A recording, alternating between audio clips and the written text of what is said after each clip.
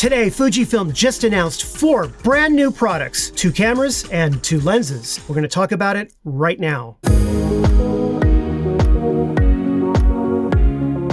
Hi everyone, welcome to Pal Tech. First on the list is the brand new X-T50 camera. Given its new features, the X-T50 could be sort of thought of as an X-T5 Lite rather than a continuation of the X-T30 lineup. It has a 40.2 megapixel X-Trans CMOS 5 HR sensor and the 5th generation X processor. This allows it to feature the new AI autofocus algorithms that were previously included in the X-T5. These include the improved Face-Eye Auto Detect and all of those various subject detection features. Additionally, the inclusion of the X Processor 5 promises better predictive autofocus for moving subjects. And video shooting now allows subject tracking using the LCD touchscreen. The camera now has an ISO range from a base ISO of 125 up to 12,800 with an extended ISO up to 51,200. The electronic shutter is capable of shutter speeds of up to 180,000th of a second. The focal plane mechanical shutter can go up to 1/4000th of a second. However, the camera's continuous shooting rate is slower than the X-T5 at 8 frames a second using the mechanical shutter. This is compared to the X-T5's 15 frames. But in electronic shutter, it does shoot up to 20 frames per second. The camera comes in 3 basic designs: black, silver,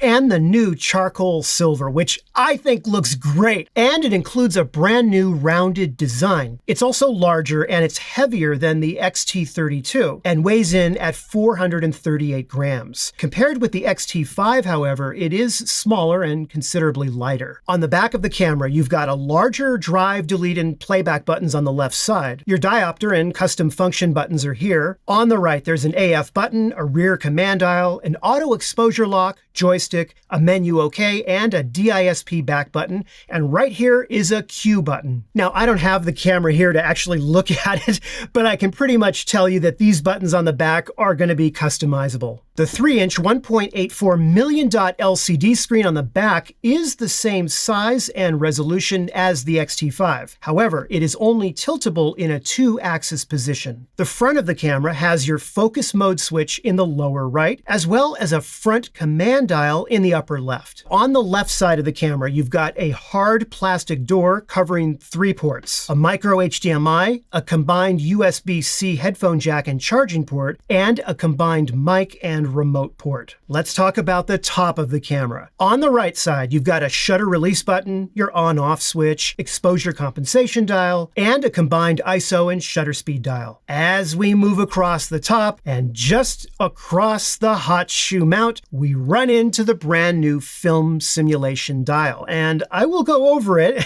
and tell you what I think if and when I do a full review of this camera. All of the 20 film simulations are built into the camera, including the new Reala Ace. This dial allows you to quickly select from a few choices of film simulations. You see them right here? Not all the film sims are obviously on the dial. It also has FS1, FS2, and FS3, which are user programmable. You could add additional film simulations to those FS1, 2, and 3 dial positions as well. When you rotate the dial, you can see it in the viewfinder, and it looks like this. Now, it should be noted that these specific film simulations are not custom recipes. Rather, they simply switch to the official film simulation for the camera. The Acros choice does allow you to pick which version of Acros that you want to dial in. So for example, you could choose the yellow filter or the green filter and so forth. The bottom of the camera is where the battery and the SD card are stored, I think. I didn't see a single picture showing it, but I believe that's where it is. And the SD card slot for this camera is capable of handling the faster UHS-2 speeds. For the battery, it does use the older NPW126S. On a full battery charge, you're looking to get approximately 305 frames in normal mode and 390 frames in economy mode. And for video video shooting, here is a breakdown of the approximate recording time for video. The X-T50 also includes a 5-axis IBIS unit that will provide up to 7 stops of in-body image stabilization. For video, you can now shoot up to 6.2K 30p and 4K 60p resolutions. Most of the video options that are in the X-T5 appear to also be in this camera as well, such as that higher quality 4K cropped mode and the various slow-mo video modes and that sort of thing. But I will leave a link to the spec sheet for it so that you can see all of the included video resolution choices and so forth. Keep in mind that there are crop factors that are applied depending upon what resolution and frame rate combination that you're using. Now internally, the X-T50 records up to 10-bit 422 video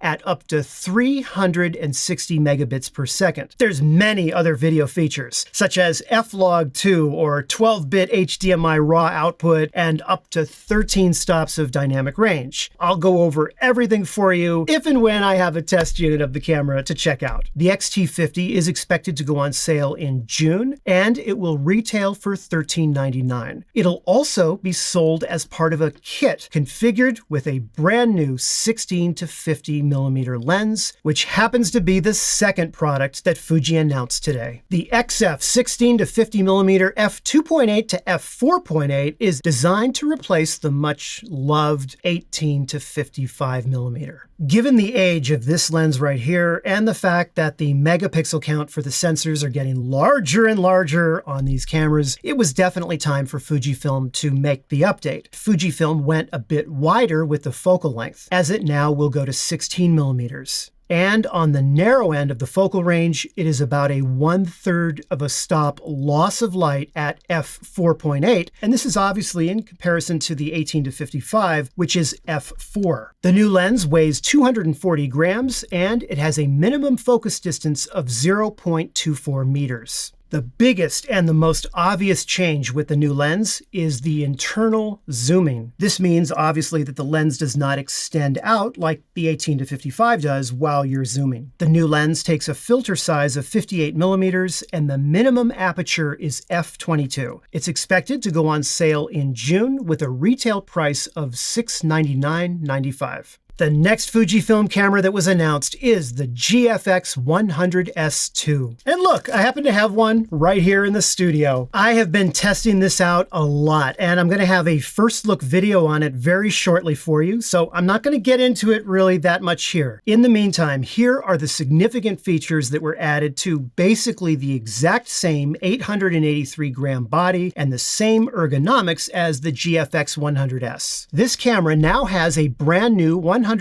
megapixel CMOS2 sensor that utilizes the faster X Processor 5. It can now shoot up to 7 frames per second in continuous shooting mode, and the lowest native base ISO on this camera is now 80. Like the X-T50, there are 20 film simulations included in the camera, including the new Reala Ace. It also includes Pixel Shift Multi-Shot, which combines up to 16 RAW files to be able to output an image up to 400 million pixels. The camera's 5-axis IBIS now goes up to 8 stops from the previous 6, and right here you can see how the various GF lenses handle IBIS. All of the new 5th generation AI processor autofocus features have been added to the camera, such as subject detection, high-speed motion tracking, and improved face-eye auto detect. These autofocus improvements also apply to shooting video as well, and you can now choose wide tracking with continuous autofocus during video shooting. Obviously, you can use the touchscreen on the back and have it track the subject of your choice while you're shooting video. For video recording, ISO 100 can now be used, and this camera is now capable of recording up to 4K 30p 422 10-bit internally to an SD card. Additionally, you can record Apple ProRes to a connected SSD drive, and it can also achieve up to 13 stops of dynamic range with F-Log2 that's been included. It also has Frame.io integration, just like the X106 and the other Fujifilm cameras that are slowly starting to bring that feature, including the X-T50 that was announced today. Many other features features have been added and updated, such as the viewfinder resolution and so forth. And as I mentioned, I will definitely go over these in more detail in my upcoming video on the camera. The camera is expected to go on sale this June, and it will retail for $49.95. But I must say, what is a camera without a lens? We come to the final product. The brand new GF 500mm f5.6 R LM OIS WR is a weather-resistant, built-in image stabilization prime telephoto lens that is massive.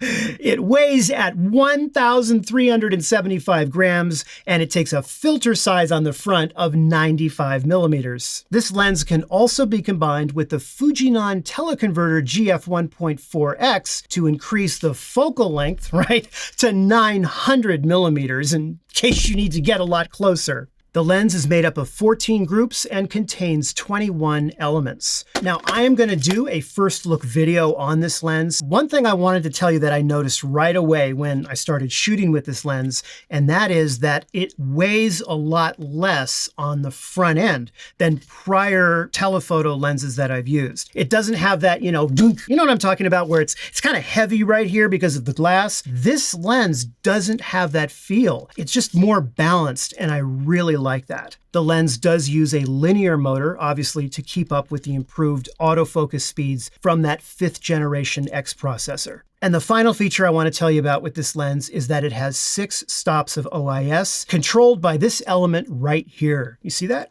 This lens is expected to go on sale in June for a retail price of $34.99.95. So all in all, this was a really nice amount of gear that was released today. I think I'm the most curious about the new 16-50 kit lens, and that's because it has so much to live up to from the original 18-55. Well, thank you so much for watching, and I really hope you found the video helpful or at least entertaining. And if you did, be sure to give it the like and subscribe. I am going to take this kit lens and this, did I just call this a kit lens?